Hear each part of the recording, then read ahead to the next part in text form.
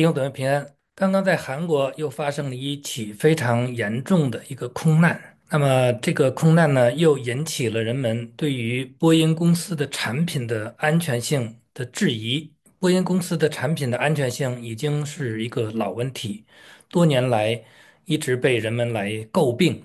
最近我在网上看到，波音公司它的问题的一个非常重要的一个原因，就是他们公司的管理。波音公司里边有一个非常重要的部门，叫做 DEI。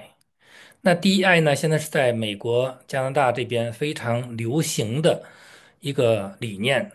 就是 diversity、equity 和 inclusion。那这三个词呢的概念就是多元化、公平与包容。那这个理念成为西方当前的政治正确的一个金字招牌，也是很多的大企业当中一直在竭力追求的管理理念。他们认为，一个公司如果没有 DEI，就是一个落伍的，在理念上就被世人所唾弃。DEI 变成一种世界的潮流，站在道德的制高点上。一切都要向 DEI 来看齐，甚至我也听到很多的教会、一些的机构也在大力的宣扬所谓的 DEI 的一种模式、一种理念。那 DEI 的存在似乎足以证明企业对员工的尊重、对文化的包容、重视，给人一种温暖、使命感满满的感觉。那波音公司最近他们也发现了他们的产品质量频频出现问题，当中一个重要的原因，就是因为这个 DEI 它所推行的一系列的政策有密切的不可推卸的责任。那波音公司的产品关乎到人的生命的安全，最近的几起非常大的空难呢，都造成了非常严重的财产的损失和人员的伤亡，教训非常的深刻。伊隆马斯克曾经在 X 上分享了一个贴文，就批评波音公司在聘用高层领导的时候呢，将多元化、平等、包容，就是 DEI，把这个目标呢纳入其奖金激励计划。也就是说，他们把这个 DEI 这个目标作为提拔管理层、高层领导的一个重要的指标。为什么说波音公司产品出现的这些安全隐患和 DEI 的这种政策有关系呢？就是因为他们在录用人的时候，他们为了达到 DEI 这个指标，而故意的对某些群体人为的降低了他的标准。使一些没有这样素质的这些人员进入工作岗位，那就造成了这个产品质量的下降。DEI 是当今世俗化的一个非常重要的思潮。很可悲的是，基督教里边有些的牧者、一些的神学家也在竭力的鼓吹、随从这样一个思潮。他们认为 DEI 的思想是合乎圣经的，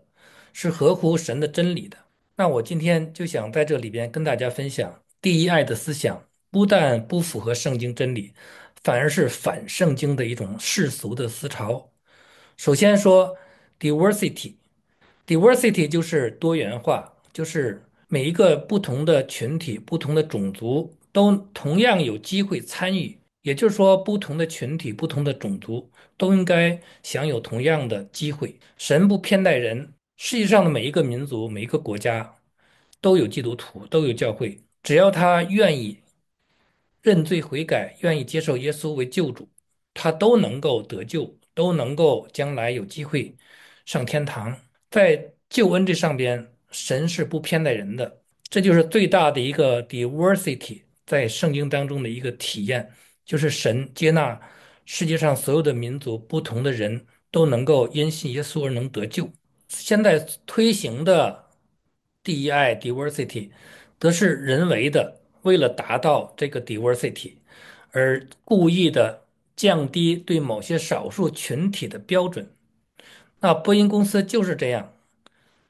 因为他们降低了对某些少数群体的这个标准，就让一些没有达到要求的这些人员这些人进入了他们不应该、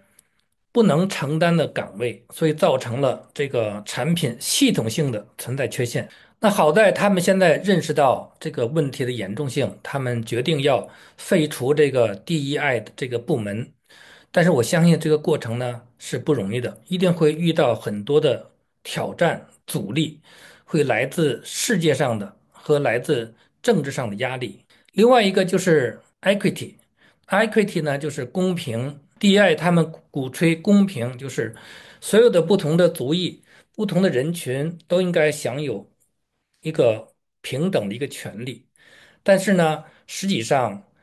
DEI 所鼓吹的公平，恰恰是建立在不公平的基础上。他们为了追求表面上的公平，而制造出了更大的不公平。那神的属性就是公平公义，那是绝对的公平公义，是在整个世界层面上，所有的人都在一个平台上。而 DEI 他们是为了达到所谓的公平，而扭曲标准，故意让那些少数群体他们能够更容易的能够享受到其他多数群体享受不到的权利。所以他们的所谓的公平，就是要牺牲大多数人的利益，是以一种不公平来达到他们的公平。最后呢，就是 inclusion，inclusion 就是包容，他们提倡的就是包容一切，包容一切人的罪，人的各样的想法。但是呢，这个呢，完全是违背圣经。圣经里边，我们看到神从来没有包容罪恶的，耶和华是忌邪的神，恨恶罪恶。第一爱，黑白不分，是非不明，他们接受一切，接受同性恋，接受那些所谓的自由，都是违背圣经的。世界是抵挡神的，是弃绝真理，去基督化，这是世界的思潮。这是世界末日的景象。但是作为神的教会，作为基督徒，相信圣经、相信福音的人，就不能糊里糊涂的跟随这样的一种错误的思潮。这是神所不能允许，也不会原谅的。圣经告诉我们，与世俗为友，就是与神为仇。